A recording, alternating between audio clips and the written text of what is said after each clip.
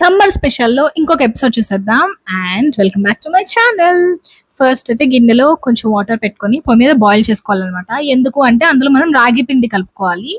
In the mean time ఒక జార్లో కొన్ని బాదం పప్పు, కొన్ని పిస్తా పప్పు, కొంచెం షుగర్ వేసుకొని పౌడర్ లాగా చేసుకోండి. ఫైన్ పౌడర్ లాగా.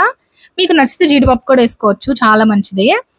అండ్ తర్వాత రాగి పిండిని బాగా జల్లెడ పట్టుకొని నీళ్ళల్లో కలిపేసేయండి. ఆ తర్వాత గోంద్ కటీరా వేరు, గోంద్ వేరు అనమాట. రెండు డిఫరెంట్. దాని డిఫరెన్స్ నేను ఇంకొక వీడియోలో చెప్తాను. ఆ గోంద్ని నీళ్ళల్లో నానపెట్టుకుంటే ఇలా కరిగిపోతుంది అనమాట. ఆ వాటర్ వేసుకోండి, చాలా చాలా మంచిది. చాలా హెల్త్ బెనిఫిట్స్ కూడా ఉన్నాయి. దాని గురించి నెక్స్ట్ షాట్ లో మాట్లాడుకుందాం. ఆ వాటర్ కూడా కలిపేశాక మీకు నచ్చితే బెల్లం వేసుకోండి, లేదంటే షుగర్ వేసుకోండి, మీ చాయిస్. నేనైతే ఇక్కడ నల్ల బెల్లం వేస్తున్నాను. చక్కగా దాన్ని చాప్ చేసుకొని నల్ల బెల్లం కూడా కలుపుకోండి.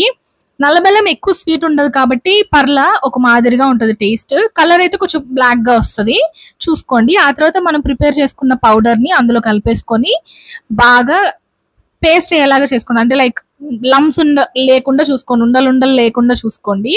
ఆ తర్వాత ఇలాచీ పౌడర్ వేసుకొని మీకు నచ్చితే పాలు కలుపుకొని తాగండి, లేదు అంటే డైరెక్ట్ గా కూడా తీసుకోవచ్చు. చాలా చాలా మంచిది. నేను దానిపైన కొంచెం గార్నిషింగ్ చేస్తున్నాను అనమాట, అంతే. That simple. ఇది మా హస్బెండ్ కోసం అనమాట, తనకి పాలేస్తే నచ్చదు. అండ్ ఇది నా గ్లాస్ విత్ మిల్క్. ట్రై చేయండి, ఎలా ఉందో కమెంట్ చేయండి.